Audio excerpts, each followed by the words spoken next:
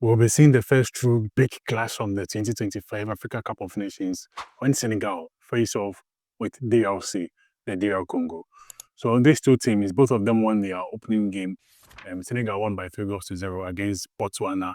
And in that match, we had their team literally balling. They seemed to be the best team of the AFCON so far after that game because we had Jackson, Nicolas Jackson scoring 2 goals in that game. That was a match he used in becoming the first player to score 2 goals at the AFCON. And even defense, they weren't tested that much.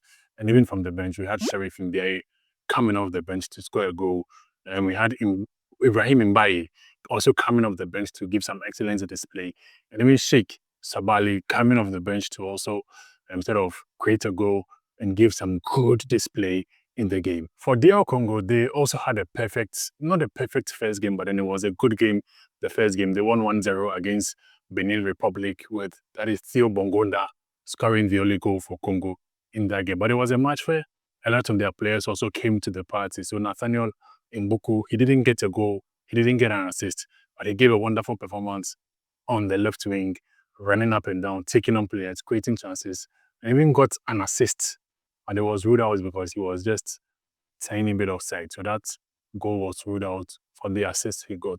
There was also Noah Sadiki, who didn't get a goal, didn't get an assist, but his performance was amazing from controlling the midfield, tackling players up and down, and giving off good passes. He was on form and had a good game in that match. So for Senegal, in their last game, as I mentioned, the defense was barely tested. The goalkeeper didn't make any save because Botswana did not even play a shot on target the whole 90 minutes. But against DR Congo, it is expected to be a different story because the attacking firepower of DRC is just something else. There is no Yan Wissa, no Wissa, but even without Wissa, and they still have very good players up front, led by that is Cedric Bakambu, who is yet to score a goal, however, and since the last AFCON. So in the last AFCON, Bakambu didn't score a goal, and through to this AFCON too, he is yet to score a goal. Maybe Senegal might be the team he would want to start with. Senegal also in their last game had a field day controlling the game right from midfield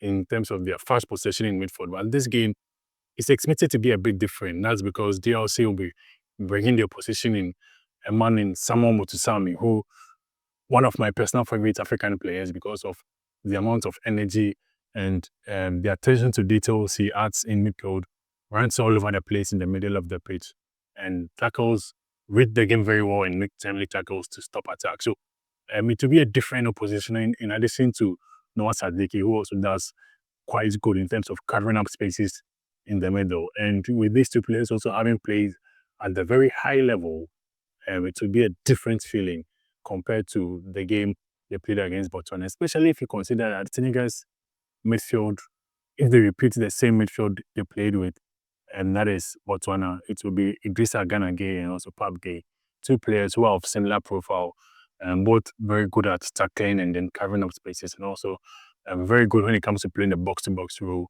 advancing into spaces a couple of times, taking shots from afar when they get the opportunity, giving some good passes. So two similar profile players, unlike DRC, who have the fighter, the energetic man in Motosami, then the creative and controlling guy in Sadiki. But the last time these two teams faced off was in the 2026 World Cup qualifiers, and it was in DRC. It was in Kinshasa, a game which ended in DRC having to break chairs in their stadium because they lost by 3 goals to 2. And it was because of this game, which is why DR Congo almost did not qualify to the FIFA World Cup next year.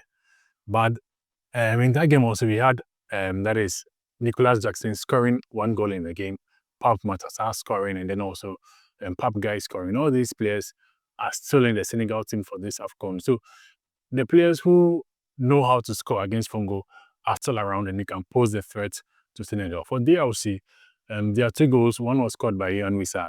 He is not in the team this time around. The other goal was scored by Cedric Bakambu. And Bakambu, as I mentioned earlier on, is yet to score a goal in the last 2 AFCON. So is it going to start with Senegal? If not, then they'll have to find new men to now get the goals for them against the Teranga Lions of Senegal. But if you look at the head-to-head for these two teams for the longer period, Well, Senegal have the long-term advantage. That's because since 1969, 1969, I wasn't born.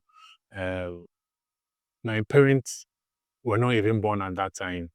But since that time, DRC have not been able to win a game against Senegal. So Congo is yet to win a match against Senegal since 1969. Is this the time they finally bring their jinx? Well, we'll wait to see how that will turn out. But the last time they really faced off in the AFCON, it was in 2002. And Senegal had the advantage. They won that game over DRC. So for DRC, they have a lot to undo to get a win in this game. But both teams, as I mentioned early on, they won their first match. DRC won their first match. Senegal won their first match. That means whoever wins this one has automatically qualified to the next stage.